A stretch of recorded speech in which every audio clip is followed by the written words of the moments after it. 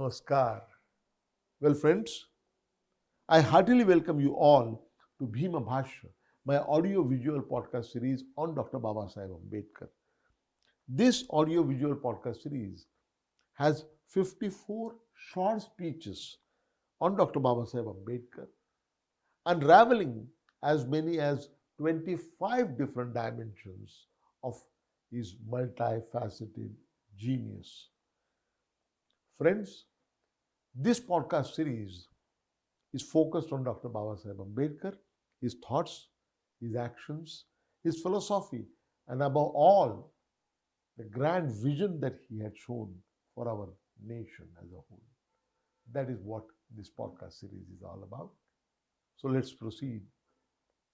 Well, friends, in the last episode, that is episode 43, we started talking about the first draft of the Indian Constitution that was presented to the Constituent Assembly by Dr. Babasaheb Ambedkar.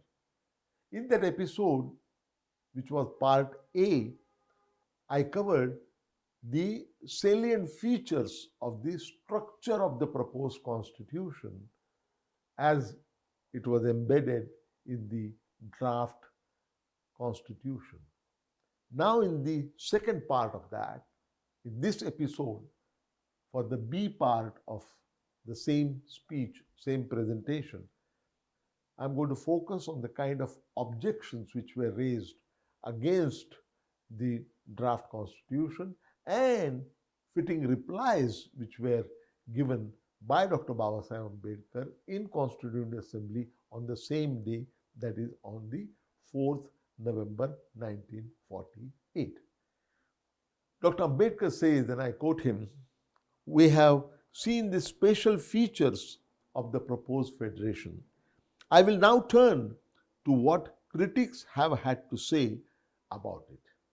The first point that Dr. Ambedkar makes, and I quote him, "It is said that there is nothing new in the draft constitution, that about half of it has been copied from the Government of India Act of 1935 and the rest it has been borrowed from constitutions of other countries. Very little of it can claim originality." Dr. Ambedkar replies when he says, "One likes to ask whether there can be anything new in a constitution framed in this hour in the history of the world. It has been followed by many countries while making their own constitutions. What the scope of a constitution should be has long been settled. Similarly, what are the fundamentals of constitution are recognized all over the world. Given these facts, all constitutions in their main provisions must look similar. The only new things, if there can be any, in a constitution framed so late in the day are the variations made to remove the faults and to accommodate it to the needs of the country. I have shown what is new in the draft constitution, and I'm sure that those who are prepared to consider the matter dispassionately will agree that the drafting committee, in performing its duty, has not been guilty of such blind and slavish imitation as it is represented to be." Dr. Ambedkar adds, "As to the acquisition of the draft constitution has produced a good part of the provisions in the Government of India Act of 1935, I make no apologies. There is nothing to be ashamed of in borrowing. It involves no plagiarism. Nobody holds any patent rights in the fundamental ideas of a constitution. What I am sorry about is that the provisions taken from the Government of India Act of 1935 relate mostly to the details of administration. I agree administrative details should have no place in the Constitution. While everybody recognizes the necessity of the diffusion of constitutional morality for the peaceful working of a democratic constitution, there are two things interconnected with it which are not, unfortunately, generally recognized. One is that the form of administration has a close connection with the form of the constitution. The form of the administration must be appropriate to and in the same sense as the form of the constitution.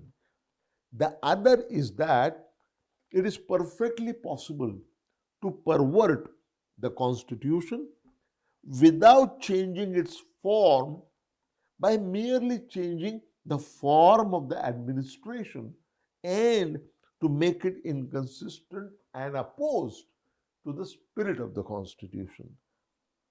It follows that it is only where people are saturated with constitutional morality, such as the people who are described by Grote, the historian, that one can take the risk of omitting from the constitution details of administration and leaving it for the legislatures to prescribe them.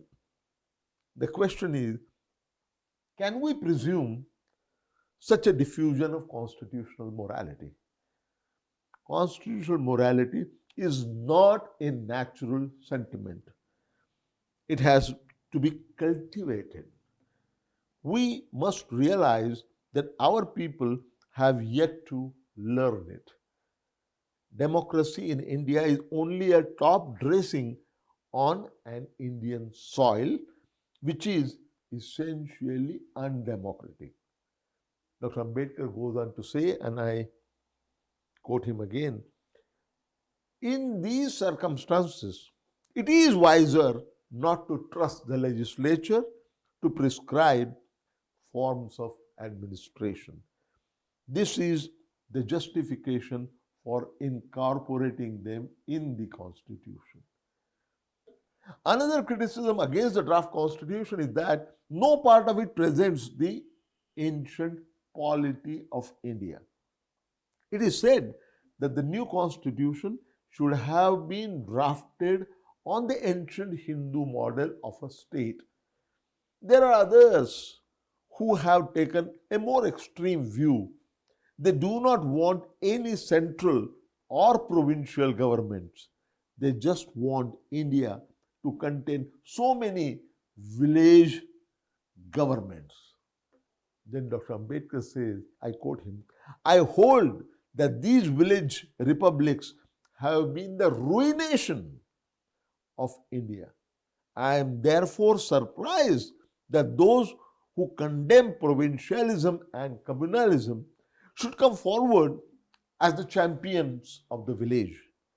What is the village but a sink of localism, the den of ignorance, narrow-mindedness, and communalism? Dr. Ambedkar said, I am glad that the draft constitution has discarded the village and adopted an individual as the unit. Dr. Ambedkar goes on to the third criticism, and he says, and I quote him, the draft constitution is also criticized because of the safeguards it provides for minorities. In this, the drafting committee has no responsibility. It follows the decisions of the Constituent Assembly.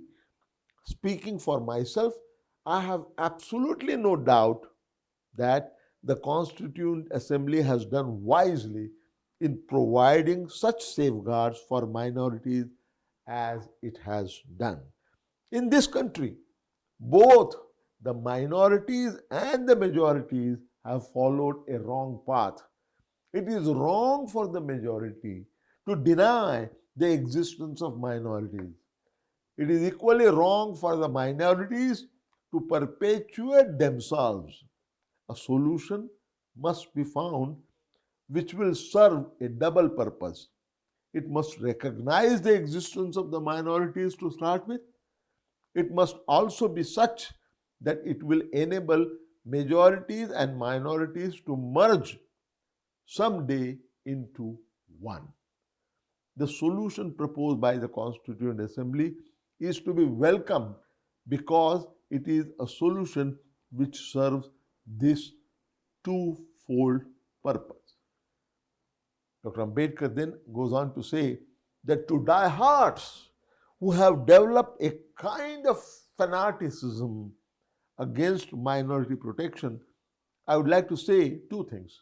One is that minorities are explosive force which, if erupts, can blow up the whole fabric of the state. The history of Europe bears ample and appalling testimony to this fact.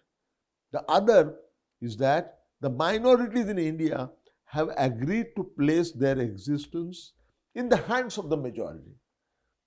They have loyally accepted the rule of majority, which is basically a communal majority and not a political majority. It is for the majority to realize its duty not to discriminate against minorities. Whether the minorities will continue or will vanish must depend upon this habit of the majority. The moment the majority loses the habit of discriminating against the minorities can have no ground to exist. They will vanish. About the fourth objection, Dr. Ambedkar says, and I quote him again, the most criticized part of the draft constitution is that which relates to the fundamental rights. It is said that Article 19, which defines fundamental rights, is riddled with so many exceptions that the exceptions have eaten up the rights altogether. It is condemned as a kind of deception. In the opinion of the critics, fundamental rights are not fundamental unless they are also absolute rights. It is said that the fundamental rights in the American Bill of Rights are real because they are not subjected to limitations and exceptions. Dr. Ambedkar responds by saying, and I quote him again, I am sorry to say that the whole of the criticism about fundamental rights is based upon a misconception. It is incorrect to say that fundamental rights are absolute while non-fundamental rights are not absolute. In the second place, it is wrong to say that fundamental rights in America are absolute. Elaborating with examples, Dr. Ambedkar said, and I quote him again, it is therefore wrong to say that the fundamental rights in America are absolute while those in the draft constitution of India are not. Dr. Ambedkar further goes on to say that in the draft constitution, the fundamental rights are followed by what are called the directive principles. It is a novel feature of a constitution framed for parliamentary democracy. Then, turning to the fifth objection raised, Dr. Ambedkar says, and I quote him again, some critics have said that the center is too strong. Others have said that it must be made stronger. The draft constitution has struck a balance. However much you may deny powers to the center, it is difficult to prevent the center from becoming strong. Conditions in the modern world are such that centralization of powers is inevitable. There is nothing that one can do that will help to prevent the government of India from being strong. On the other hand, Dr. Ambedkar says, we must resist the tendency to make it stronger. It cannot chew more than it can digest. Its strength must be commensurate with its weight.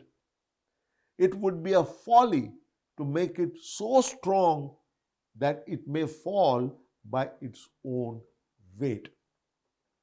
Turning to the sixth objection, Dr. Ambedkar says, and I quote him, the draft constitution is criticized for having one sort of constitutional relations between the center and the provinces and another sort of constitutional relation between the center and the Indian princely states.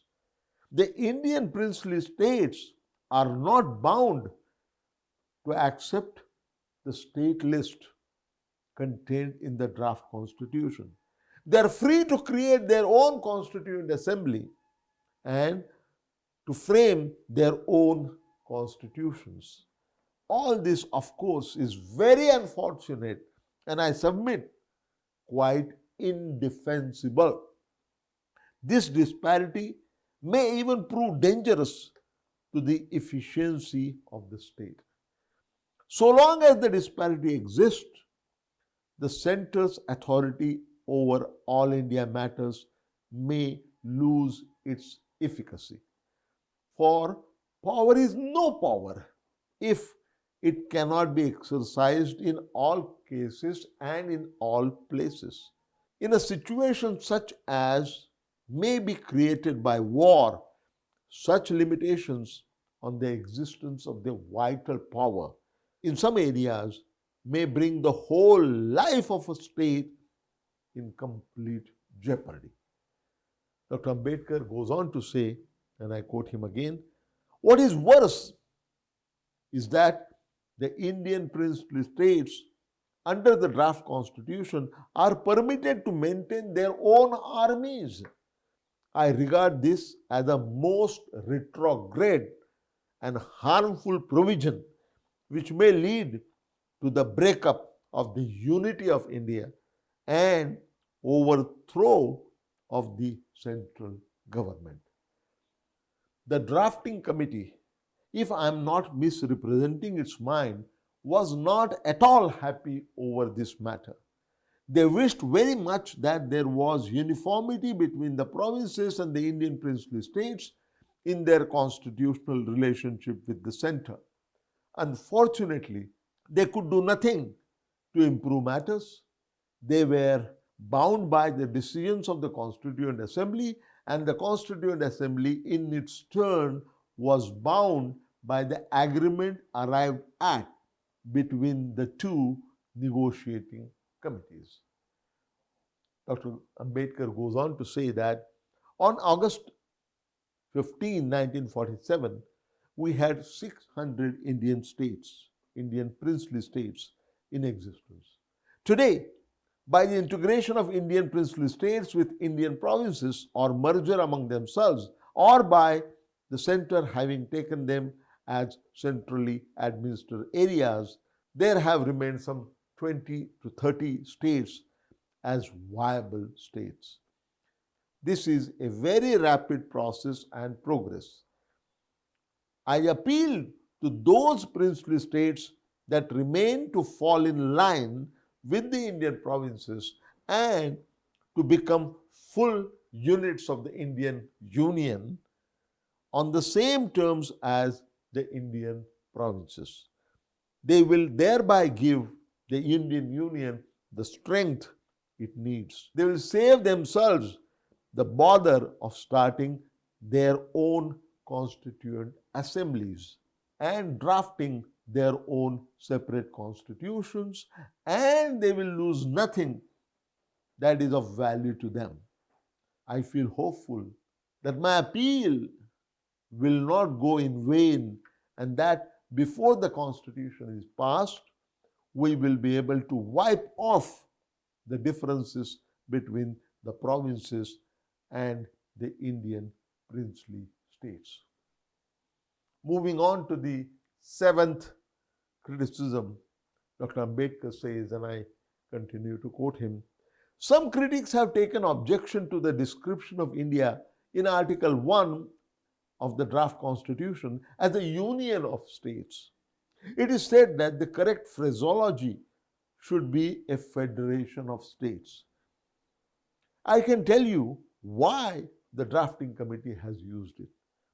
The drafting committee wanted to make it clear that though India was to be a federation, the federation was not the result of an agreement by the states to join in a federation, and that the federation not being the result of an agreement, no state has the right to secede from the federation.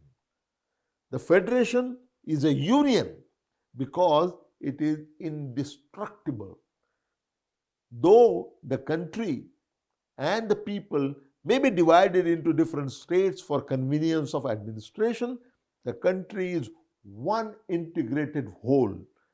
Its people, a single people living under single imperium derived from a single source.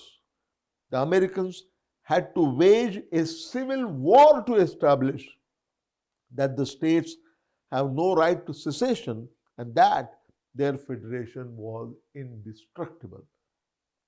The drafting committee thought that it was better to make it clear at the outset rather than to leave it to speculation or to dispute.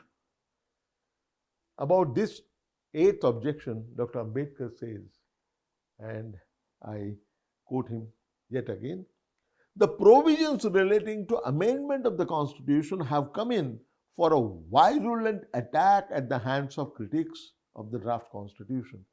It is said that the provisions contained in the draft make amendment difficult.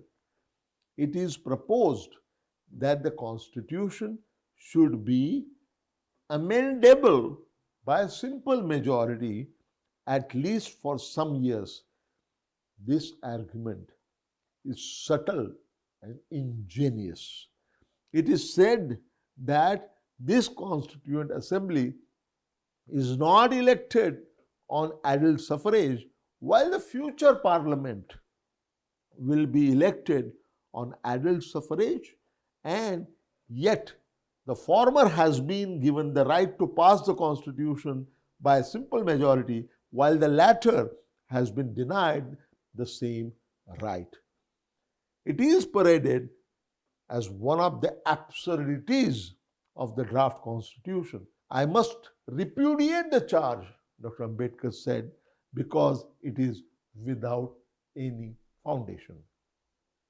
According to Dr. Ambedkar, and I quote him, to know how simple are the provisions of the draft Constitution in respect of amending the Constitution, one has to only study the provisions for amendment contained in the Australian or American constitutions.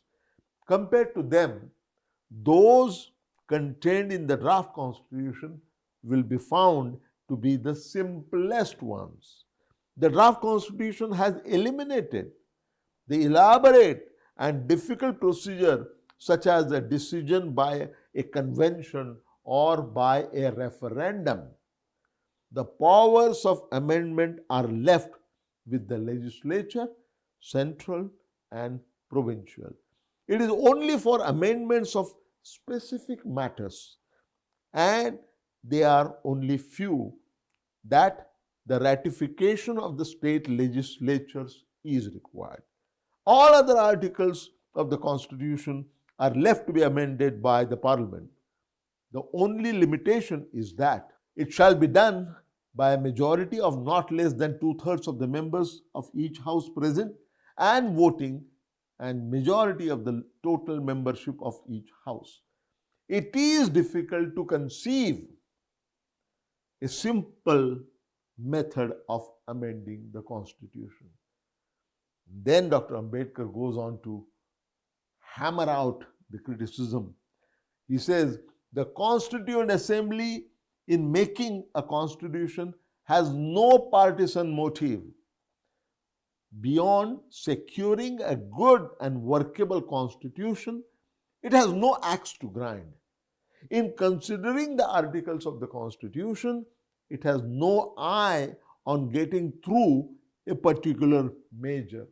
The future parliament, if it met as a constituent assembly, its members will be acting as partisans, seeking to carry amendments to the constitution to facilitate the passing of the party measures which they have failed to get through parliament by reason of some articles of the constitution which has acted as an obstacle in their way.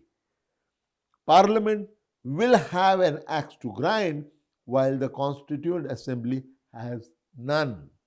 That is the difference between the Constituent Assembly and the future Parliament. That explains why the Constituent Assembly, though elected on limited franchise, can be trusted to pass the Constitution by simple majority, and why the Parliament, although elected on adult suffrage, cannot be trusted with the same power to amend it. Finally, Dr. Ambedkar says, I feel that it is workable, it is flexible, and it is strong enough to hold the country together both in peacetime and in wartime. Indeed, if I may say so, if things go wrong under the new constitution, the reason will not be that we had a bad constitution. What we will have to say is that man was wild. Having concluded the speech, Dr. Ambedkar simply added, Sir, I move. This is the presentation that Dr. Ambedkar made before the Constituent Assembly while presenting the first draft of the Indian Constitution. Well, friends, we can conclude this session here. But before I move on, let me say this.